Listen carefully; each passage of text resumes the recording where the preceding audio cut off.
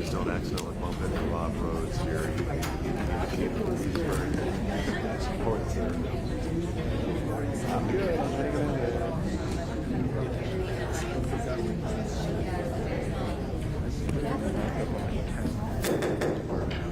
Good evening, folks. Good evening, folks. Welcome to our September the 28th board meeting. Before we get started, we will say the prayer and the pledge, and we will get the good news or Yes. first of the pledge. Yes, thank you so much, Mr. Chairman. I am very excited tonight to be able to introduce Ella Rollins. Ella is the student body president at Eastside High School. She's an exceptional student who embodies what it means to be a student leader. She has worked with her school administration to provide student support for Eastside 101, an orientation experience for all freshmen and new students. Along with other members of student government, Ella has helped lead tours for open house events, works closely with Central Spirit to organize pep rallies and other school spirit activities. And she has worked tirelessly this fall to plan Spirit Week events. I can attest to that. My children are there right now. To raise money for Switch, an organization in South Carolina that is working very hard to end human sex trafficking. So Ella, thank you for being here tonight, and we will. Thank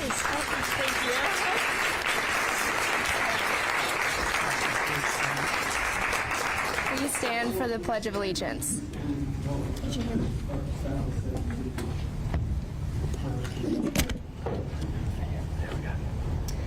I pledge allegiance to the flag of the United States of America and to the republic for which it stands, one nation, under God, indivisible, with liberty and justice for all.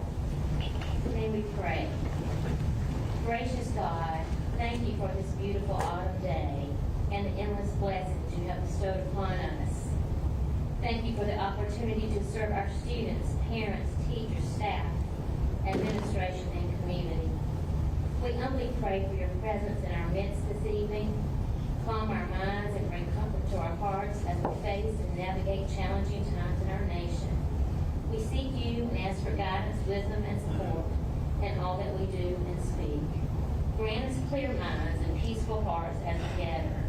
Help us to engage in meaningful discussion. Allow us to grow closer as a group and nurture the bonds of community among us. Fill us with a measure of grace as we make decisions that are in the best interest of our children and our communities. We ask these things in your name. Amen.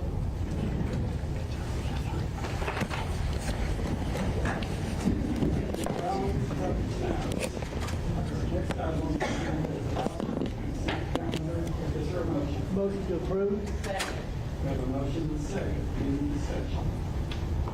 Hearing none, all in favor of the motion say aye. Aye. All opposed to the motion say nay. Motion carries.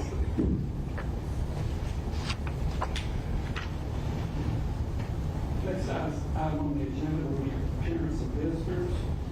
We have 15 visitors tonight. The time allotted will be 3 minutes each, no more than 3 minutes. And we ask you, as quick as the bus goes off, 3 minutes to be seated so that we can call the next speaker. So when we get through this, the board is only allows 1 hour to speak, so we won't get everyone through. First person on the agenda is Jason Simon. Good? Yes, sir.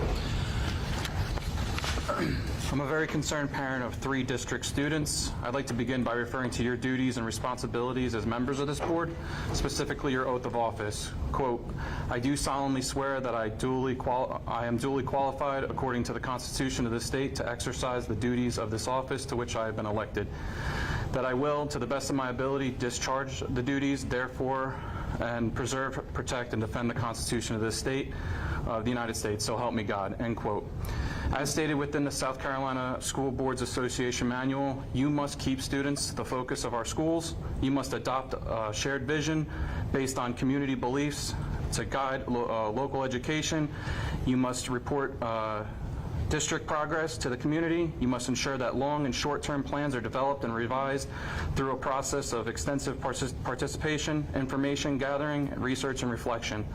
As per your ethical principles, you pledge to represent the interest of this entire district when making decisions and must rely on all available facts, your own judgment rather than on individual or shared interest groups such as DHEC.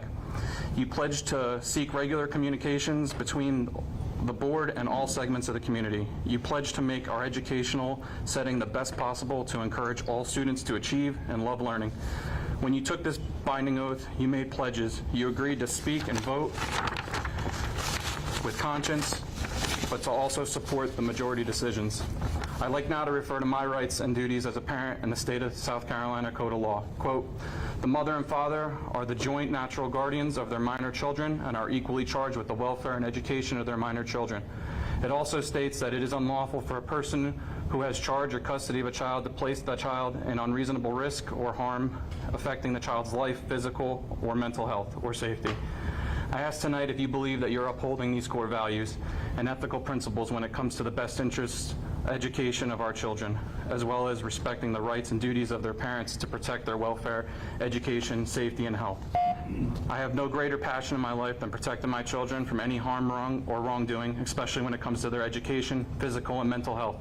As a parent, I never thought I would have to protect my children from unreasonable risks, such as the ones this school board has imposed in their educational setting. Now that I've clearly established our duties, rights, and responsibilities as public servants and parents, my wife will move on to the major issue at hand, contact tracing and quarantine of our healthy students. Thank you for your time. I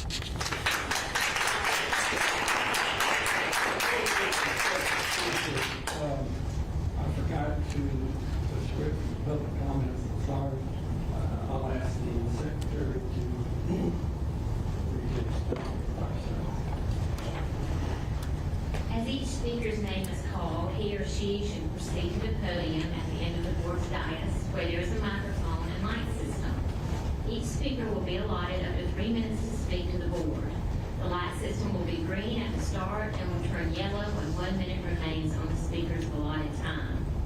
In keeping with board policy KCA, abusive language or personal attacks aimed at students or staff members will not be permitted. All speakers are expected to behave in an orderly and respectful manner. The board will not engage in discussion with the speaker or respond to comments. The superintendent will designate a member of the staff to respond to each speaker in an appropriate and timely manner. Thank you. The second speaker is Kelly Solomon. Good evening. On September 13th, Union County, North Carolina led by example when board members voted 8-1 to dissolve their contact tracing program. This effort will allow healthy students to remain in school. Students with symptoms who test positive for COVID must abide by a quarantine protocol. Keeping our healthy children in school allows them face-to-face learning, interaction with teachers, participation in clubs and sports, and gives them access to the mental health programs you deemed as necessary. It keeps student morale and love of learning high. This is happening in counties and entire states across our country.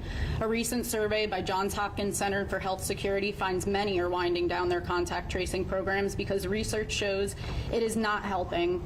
It has become a waste of resources and overwhelming for most districts, including our own. In the first 20 days of this school year, my children have missed a combined total of 25 days. One of my children has completed 2 quarantines. None of them have ever showed signs or symptoms of COVID. When dealing with separate schools during these events, I was told time and again that their hands are tied because of how backed up the district is. Where is your continued data showing contact tracing is benefiting our children? Where is your proof that forcing healthy students to stay home quarantined is not harming them educationally or mentally?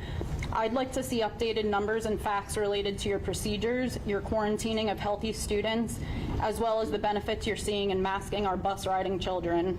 As a parent of district students, I do not agree with or accept these mandates until I see evidence that it is benefiting my children in their education, physical and mental health, and safety.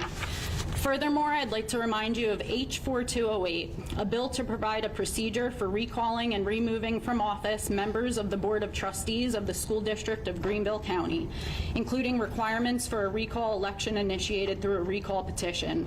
If a majority of parents decide that you are in violation of your oath of office and that your decisions do not have our children's best interest at heart, we will be taking action through recall petition. I'd also like to remind you all that any person that violates my rights and duties as a parent by placing my child at unreasonable risk of harm affecting their life, physical or mental health or safety is guilty of a felony, and for each offense must be fined at the discretion of the court or imprisoned for no more than 10 years or both.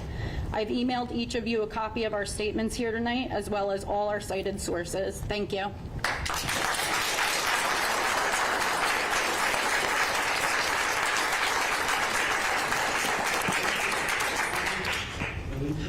Hard to hear. You know, you're probably on something it's hard to hear. Hello, I'm a fourth grader at Oakview Elementary. Tonight I want to tell you about how your contact tracing is affecting my school year. Last year, I only missed a couple days of school. I made it my goal this year to have perfect attendance.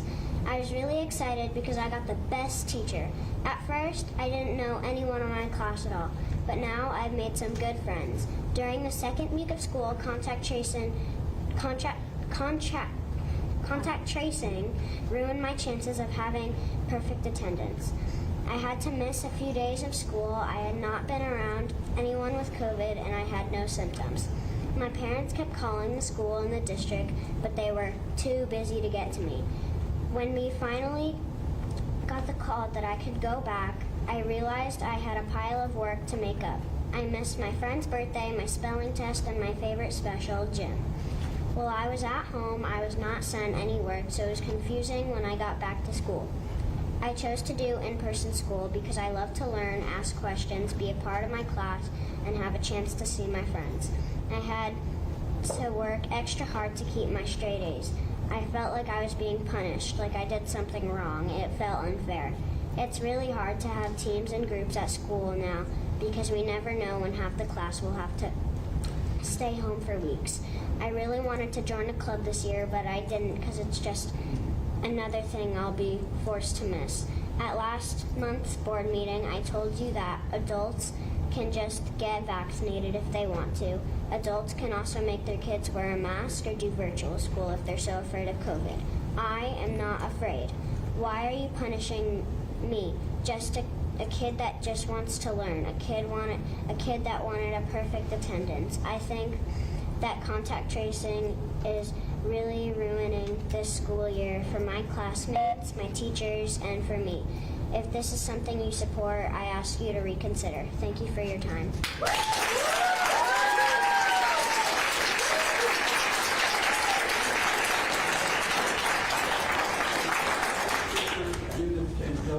With everyone please speak into the microphone. I'm going to move this here so it's a little closer. You may. I'm Judith Chanzola from Simpsonville, who spoke from this podium last month concerning social emotional learning and critical race theory. Let the record show I sent each trustee, both by email and U.S. mail, 5 questions concerning this subject and requested answers by tonight's meeting. The most important being, did you vote in favor of incorporating SEL in Greenville County schools? Thanks to trustees Stiles, Mosley, and Bush for answering. I assumed that elected public officials would respond. I was wrong. Trustees Doolin, Goodwin, Leventis Wells, Lewis, Meek, Morrison Fair, Sailors, Wells, and Sudith, who represents my area of 18, failed to send a response. Are we to assume it is acceptable that our trustees ignore legitimate correspondence from parents and taxpayers? I'll answer question 5 for the trustees. On May 8, 2018, at a special called board meeting to approve the strategic education plan for 2018 to 23, which included SEL, the motion was carried with aye votes from then trustees Bush, Lewis, Meek, Morrison Fair, Sailor, Sudith, Wells, and Goodwin.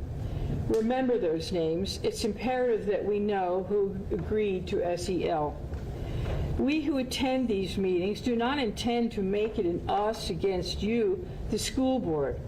We're here for the sole purpose of the education and well-being of the young people in our community, from those who have just blown out 5 candles on a birthday cake to those who walk across the stage trying to balance a mortarboard and tassel on their heads. We're family-oriented Americans who know right from wrong, good from evil, and use everyday common sense to live our lives, and that is what we expect of our oath-taking officials. With SEL, why instill in children a politically correct value system? Why have you included this book, Woke, A Young Poet's Call to Justice, in our schools, a clearly CRT-slanted book encouraging activism to middle schoolers? SEL is a divisive issue, like a spreading tidal wave from coast to coast. One time, school was an edifice where we crossed the threshold to learn to read, write, and do math, and we were all treated and learned the golden rule. The present lexicon includes the term opt-out. With that effort put into securing SEL that you made, make the same effort to allow parents to voice their opinions against the board's approval and give their children a viable way to opt out without chastisement or duress.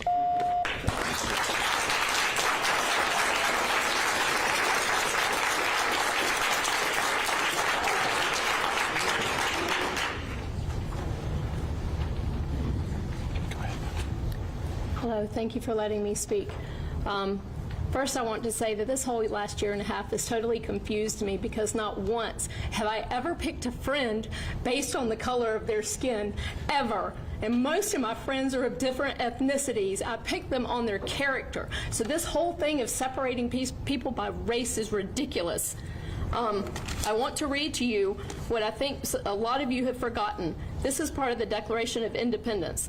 We hold these truths to be self-evident, that all men are created equal, that we are endowed by our Creator with certain unalienable rights, that among these are life, liberty, and the pursuit of happiness, that to secure these rights, governments are instituted among men, deriving their just powers from the consent of the governed. That's us.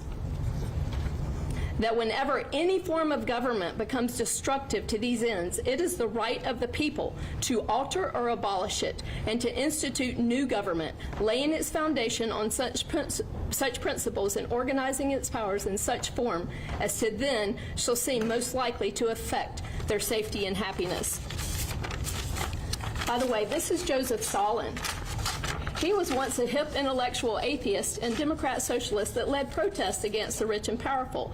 He rose to power promising equality, then took over private industry, leading to mass poverty and famine. He killed 20 million of his own people. And as far as treating the vaxxed different from the unvaxxed, do you realize that if you've been vaccinated, you can't give plasma? But if you have antibodies, you can? Do you realize that there is nobody has made exceptions for people who have antibodies? It's either vaxxed or unvaxxed. The Army Flight Surgeon of Commands said to the Secretary of Defense that all injected pilots and flight crews be grounded for the risk of cardiac arrest in flight while carrying personnel or munitions. And there are 3 pulmonary embolisms in ICU within 48 hours of getting the jab at Fort Hood, Texas. Canadian Times says all vaccinated people must quarantine over winter months or risk serious illness, and this was by the London Times World Health Organization European Advisory Group. And in Nazi Germany, people had to have a health pass. We don't live in Nazi Germany.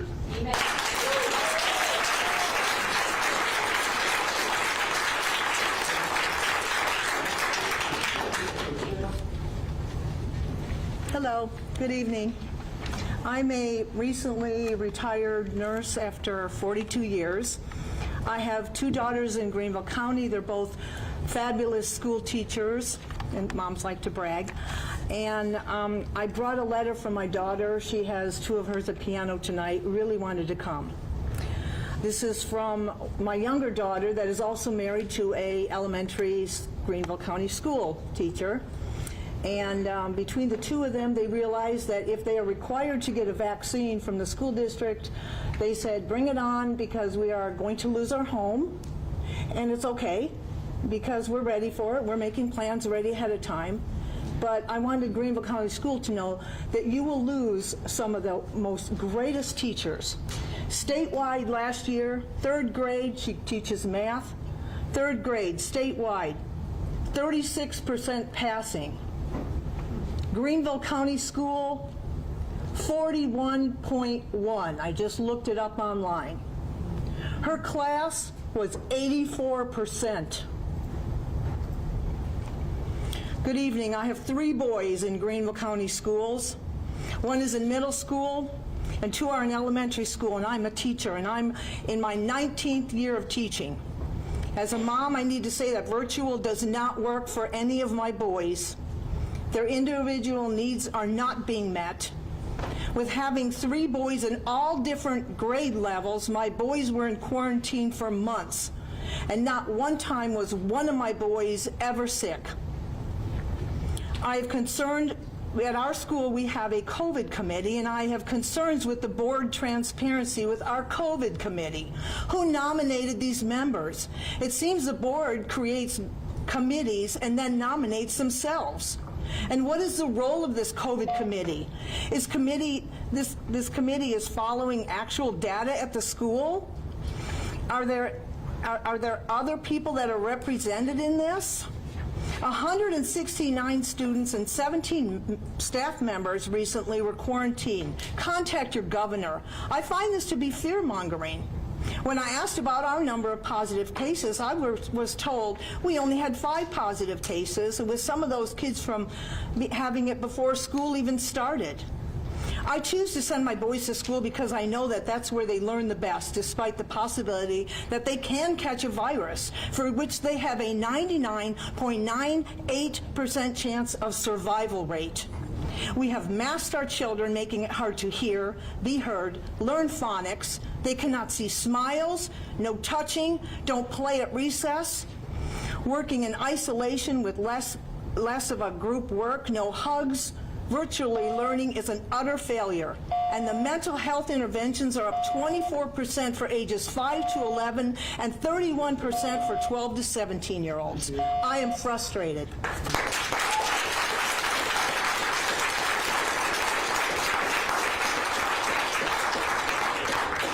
Next speaker, will you say your name, please? Leo Kumovich. Thank you. Good evening, board members. Thank you for giving me the opportunity to speak. It has been my dilemma on what I needed to address this evening. I could have came up here and regurgitate the facts, as many have done so already, but unfortunately it seems like most of you here, facts go into one ear and out the other ear. In reality, most of you here don't care about the facts. So I will make this short. I just wanted to let everyone here know that you are in violation of human rights. It is wrong to quarantine, contact trace, and possibly in the future coerce children by bribery to get their COVID vaccination. This pandemic has been nothing but lies and corruption at its highest. Shame on you for dragging children through this. The scientific field is riddled with corruption and propaganda. Let's not fall back into science tells us. This is not science. CDC does not provide science but coercion to fill someone's pockets. Whose hands are clean from this corruption? Whose hands are clean from taking taxpayer funds to fatten pockets? Enough is enough. Let's stop playing these back and forth games and get back to normalcy, because your decisions are hurting children. Not only will you be answering to God, but you will be answering to we the people. Thank you.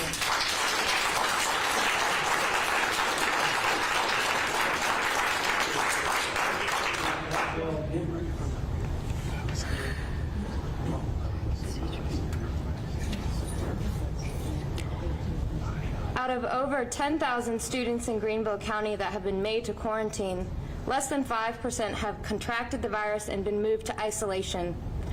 We are fully aware of the exemption list and the statutes that pertain to DHEC. But in DHEC's issued interim guidance that they've given you at the bottom of page 4 under layered strategies, it does give this board the authority and permission to change those strategies. I urge you to stop contact tracing in public schools and stop paying for it using our taxpayers' money that is needed for education. There is no law or rule that compels you. According to the statutes of law, it is DHEC's job to do the investigation of close contacts. It is not our obligation to pay for it. As a taxpayer, I would like to know how much we are spending this year to do DHEC's job. Everyone's made a lot of self-sacrifice for the benefit of the community, but someone's personal medical concerns and fears should not be placed on the shoulders of our children. Parents have the option to do virtual schooling, and there are added testing sites for staff and students, which I think is a wonderful achievement that you've made. Thank you for that. Unfortunately, we have the ability to get vaccinated, and if we can't, there are ways of protecting yourself by wearing an N95 mask. In South Carolina, we have medical and religious exemptions, but DHEC's recommendations force children to either wear a mask or get vaccinated, or they are punished. How do you think it feels to these children that are being singled out for personal and private things and sent home and not receiving an education? I can tell you how it feels because it happened to my son. He was frantic when he was pulled out and asked about personal medical information, a minor, being asked about his medical information while he was being pulled into the office. Do you think it's appropriate to place your staff in this compromising and jeopardizing position with their students? Furthermore, it's opening the door for the school to incur legal actions and violations for HIPAA, state law, and discrimination. When you joined this board, what was your motivation? What did you want to have done with our children? By electing to exercise DHEC's policies, was this the vision that you had for serving our community? Have you thought about the implications of who you give power to if you change it from the parent to DHEC? It's of critical importance of how you use this power because it has an immediate impact on kids now, and there are long-term consequences by taking power away from the community and transferring it to government organizations.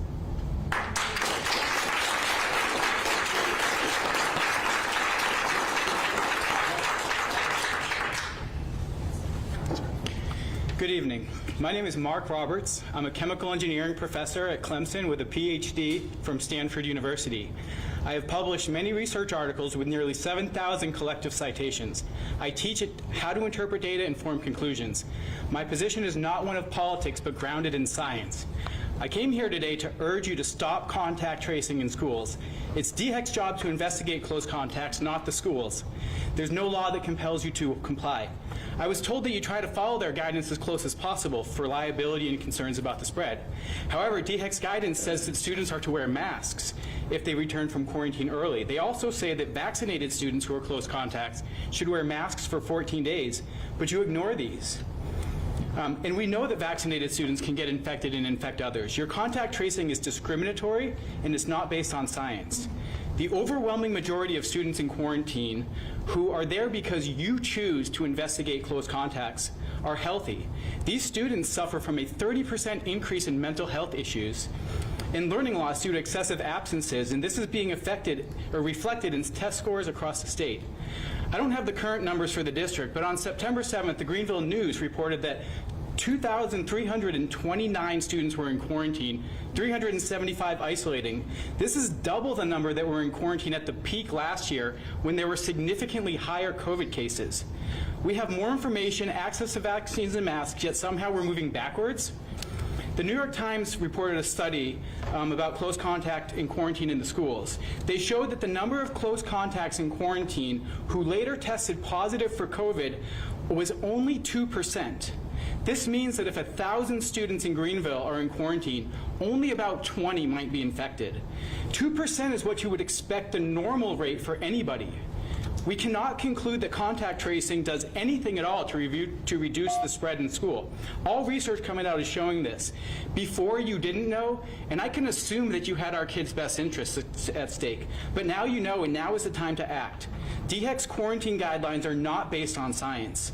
So I implore you to get them to change them immediately or do what you can to protect our kids.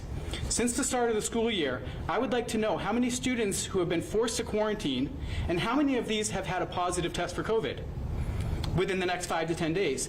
If the answer is not significantly higher than the rate anyone would get infected normally, your voluntary compliance with contact tracing is hurting students for no benefit. None of you in front of me should be proud of yourselves today. Just today, you reduced the number of COVID-infected students by about 0 by forcing thousands of healthy students to stay home. I pray that you can find the courage to do what's right, and get these kids back in school. Other schools are going away with contact tracing. So should we. Thank you for your time.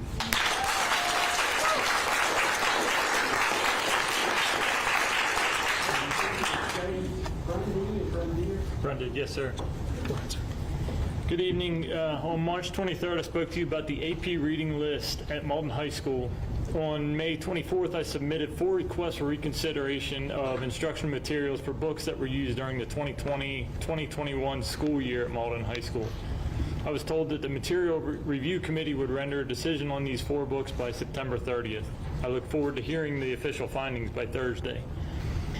At the School Committee of the Whole meeting on May 11th, Mr. McCoy presented a slide that stated teachers have the autonomy to find materials that hold the interest of their students and represent all students.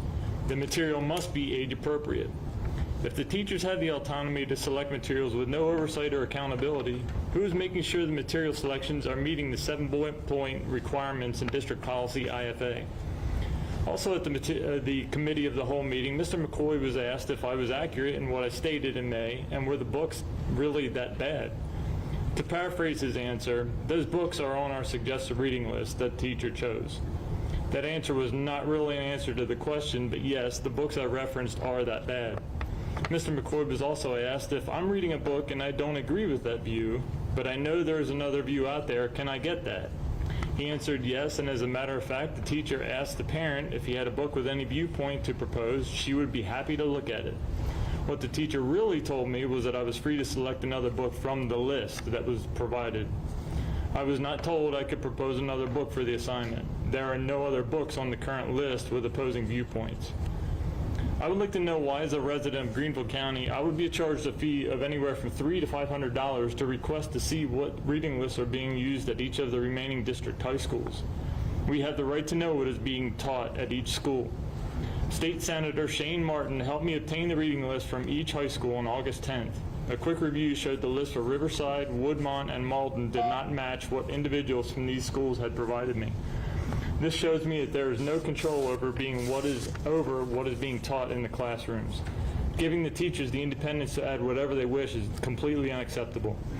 We need a transparent method of choosing teaching materials that allows for public scrutiny before being taught. We cannot leave the selection up to each individual teacher. Thank you.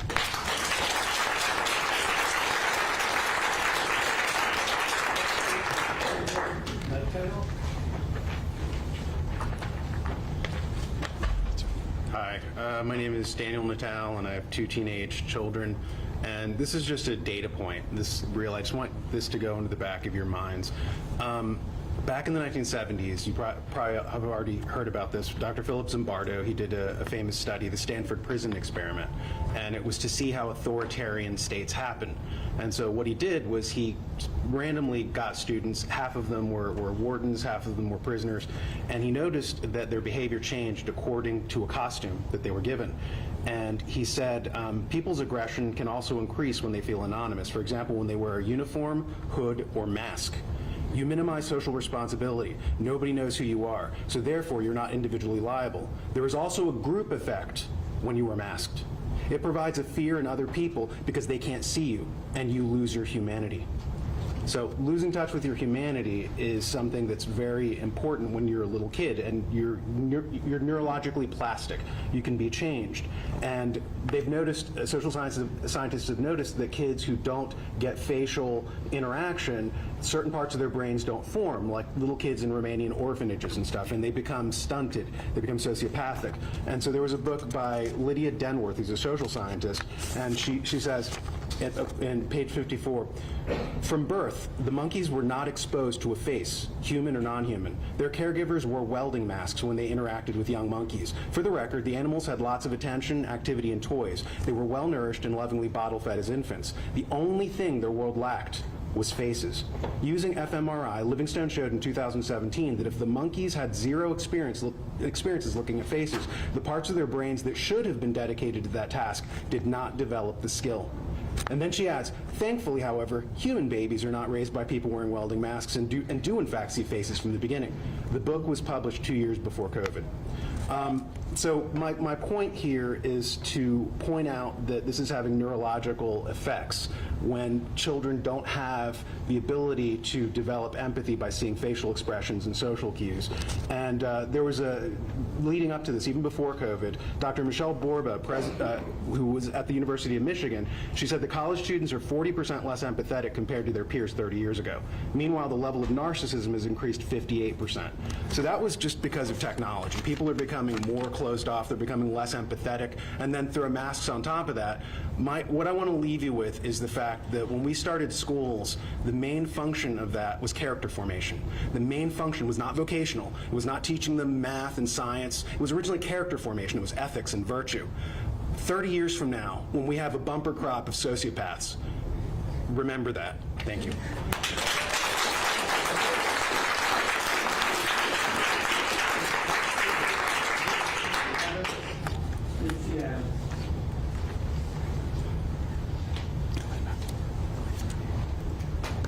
Hello, my name is Mitzi Adams, and I have a son in the 3rd grade at A.J. Wittenberg.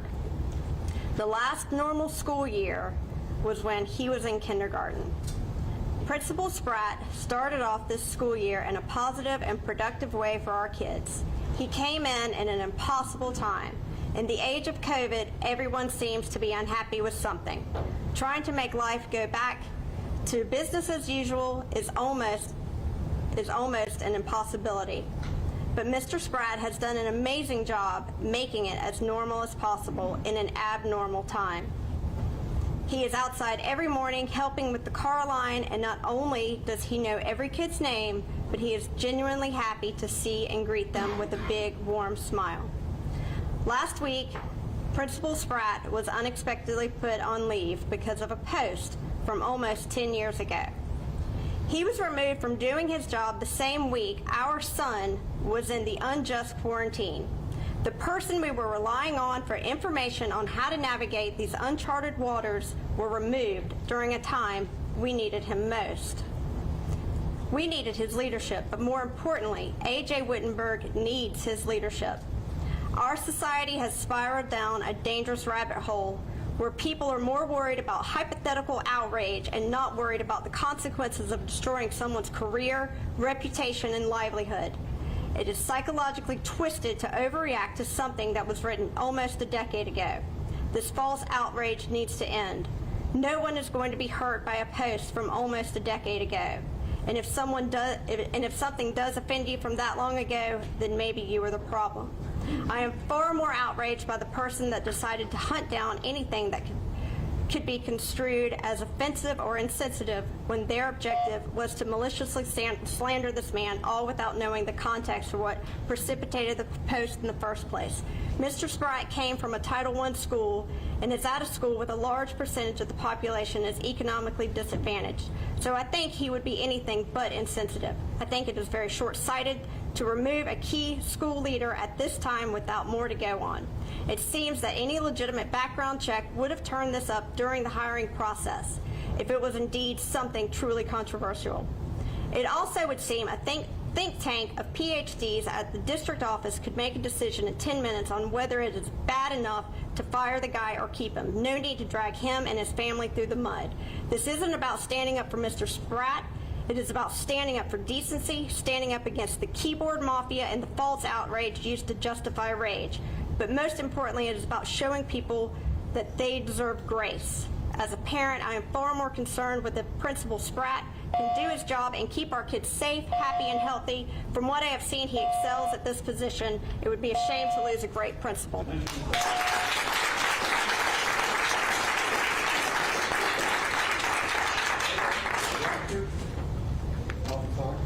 Satu Rogers. Good evening. Previous speaker mentioned one purpose of education being character formation. I would say another one is learning the ability to differentiate truth and fiction. Therefore, schools and school boards need to be deeply committed to truth in their policies.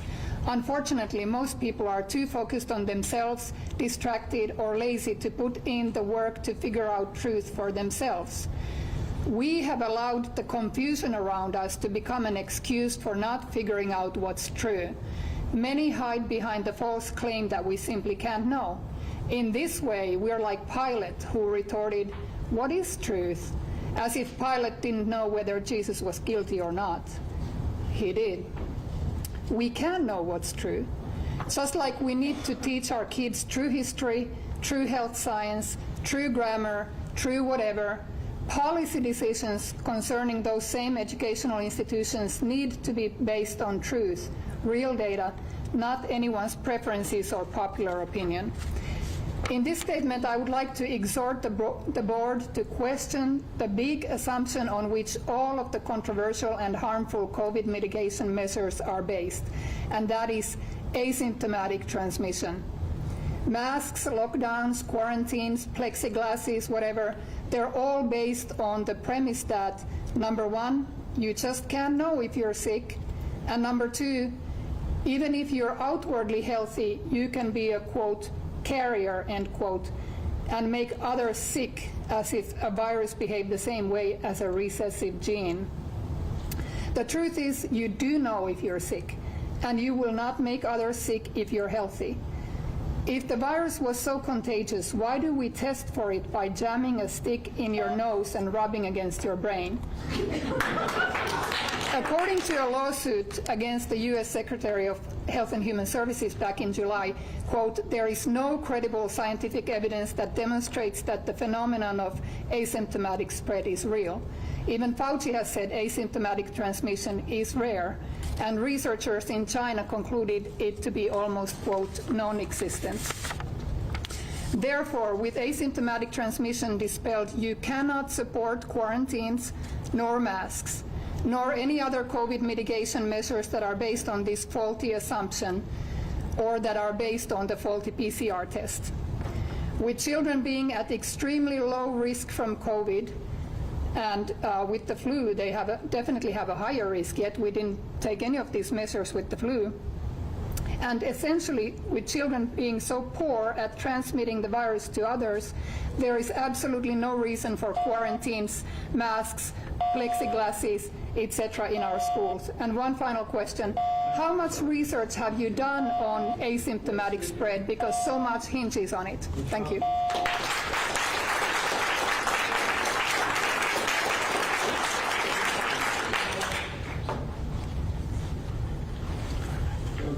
Hi, good evening. My name is Jody Simila. I'm a mother of 4 GCS students at various schools in Blue Ridge area, Blue Ridge High, Blue Ridge Middle, and Skyline Elementary. 8 days into this school year, my 6th grader was sent home to quarantine due to close contact with a COVID-positive individual.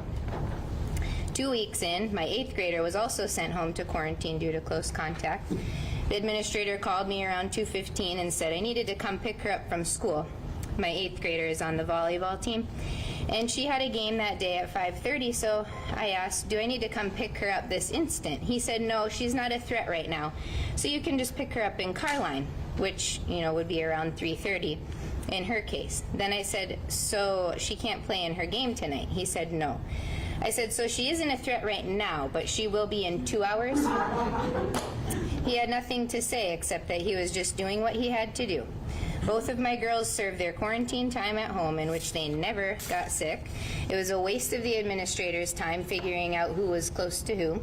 It was a waste of my children's time in education, sitting at home doing busy work with no instructional time, completely healthy.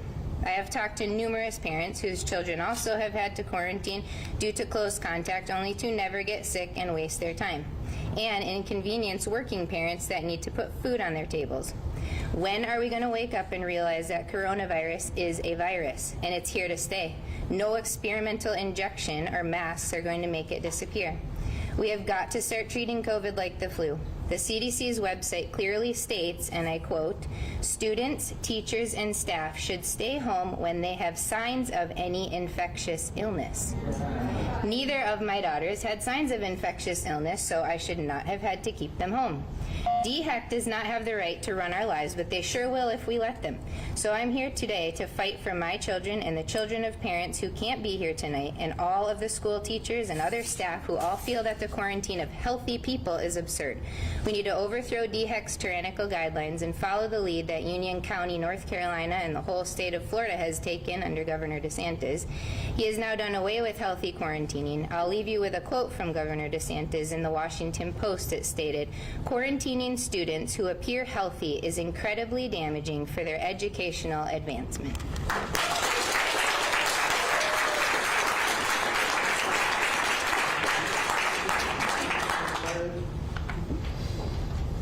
Thank you. Yes, ma'am.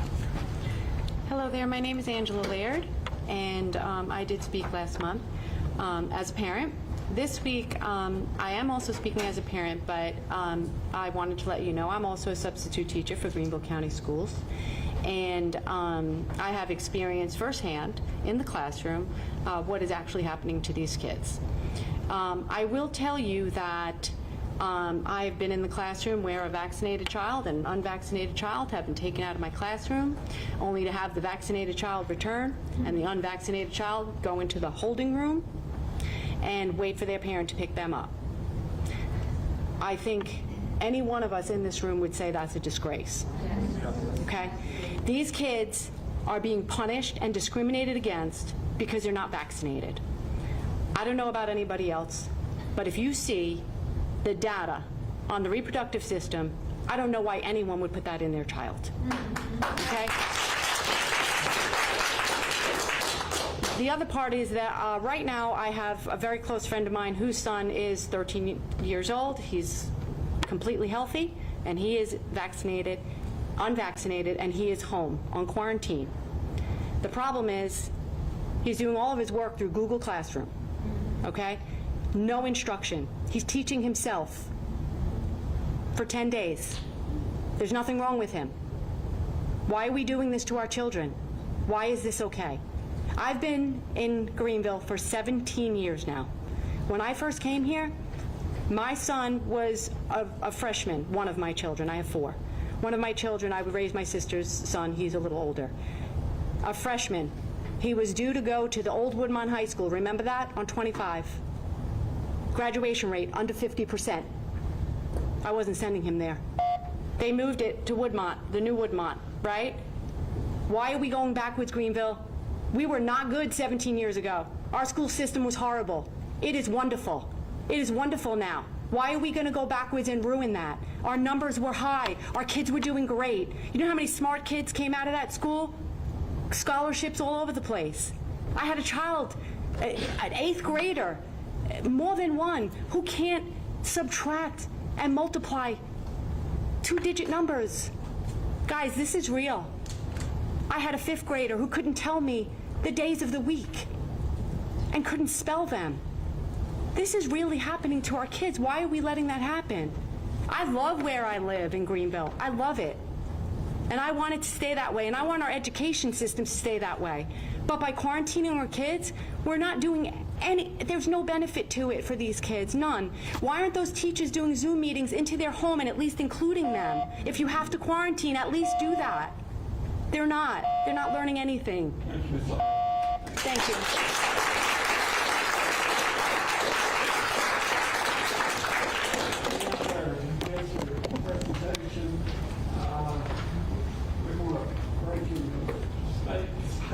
Place for about 2 minutes, give everybody an opportunity if you want to exit, go ahead and do that.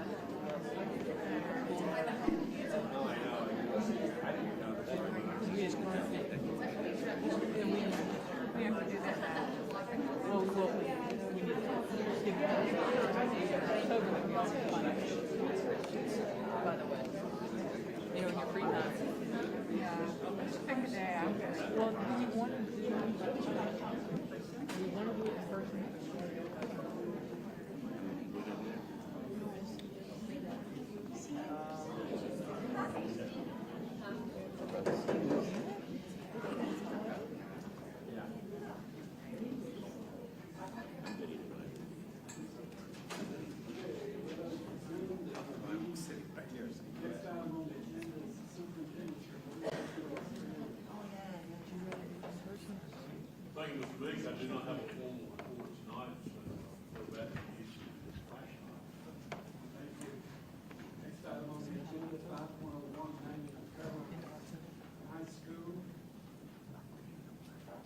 The recommended motion governing the committee hold this month in the second is to approve the naming of Tim Macy at Carolina High School for Betty Moore. Any questions or comments? Hearing none, all in favor of the motion say aye.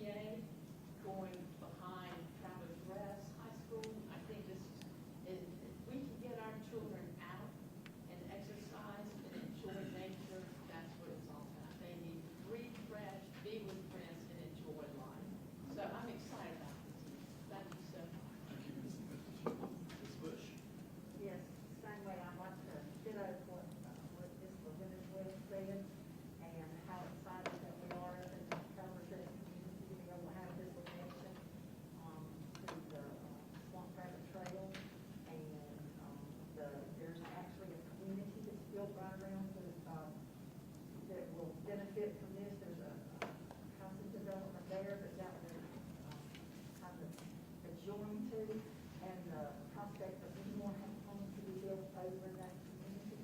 And if you've ever driven down that really curvy road to try to get from the line or those communities out to Main Street Conference, it can really be dangerous. And every time I go that way, I always think about there's people on bikes and people that are walking.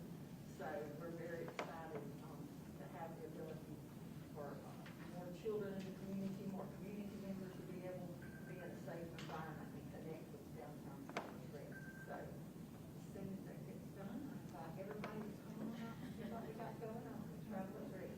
Thank you, Ms. Coach. Any other questions or comments? Hearing none, all in favor of the motion say aye.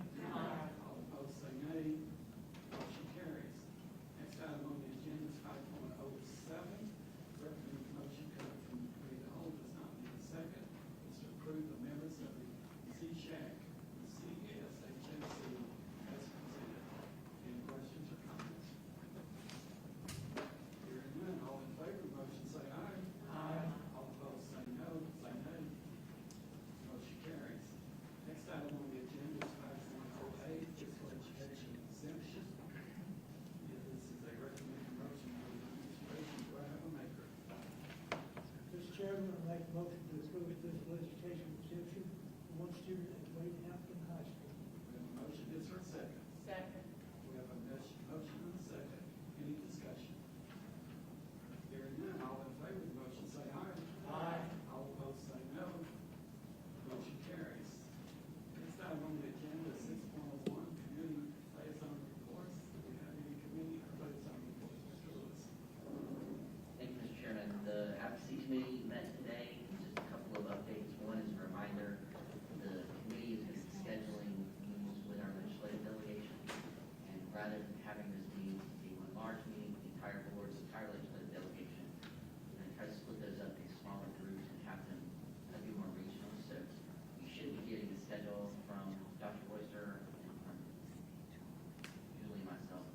Just kind of give you an update of where you are. And we encourage board members to send the ones they think is really most appropriate to kind of the areas they represent, so we can kind of try to keep our number down. So those probably won't be scheduled until December. The other update is that we had some discussion about resolutions today, and one of the things that came out of it was really a need to kind of revisit some of the resolutions that the board has already passed over the last several years. And so we're going to schedule an opportunity for board members to kind of just go through those resolutions that are currently standing as our current policy positions on issues, and just kind of talk through how those resolutions were passed, and maybe give some history of those. So that should be scheduled sometime probably later in October. Mr. Lewis. Any other committee reports, liaison reports? Hearing none. Next item on the agenda, 7.01, monthly finance report. Dr. Royster. Thank you, Mr. Meek. We do not have a formal financial report to staff answer any questions you might have. I don't think she has anything in particular to bring to your attention tonight. Thank you. Any questions or comments from board members? Hearing none, Ms. Mack, you got a flight tonight. Okay. No other business before the board. I entertain the motion. Ms. Bush. Have a motion. Is there a second? Second. Motion, need seconds. All in favor say aye. Aye. All opposed say nay. Meeting is adjourned. Thanks, everyone.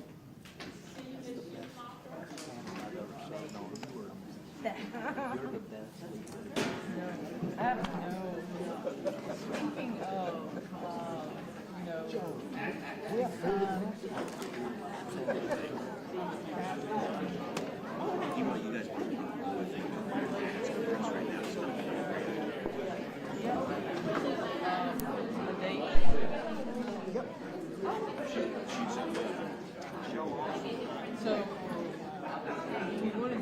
Great job, team.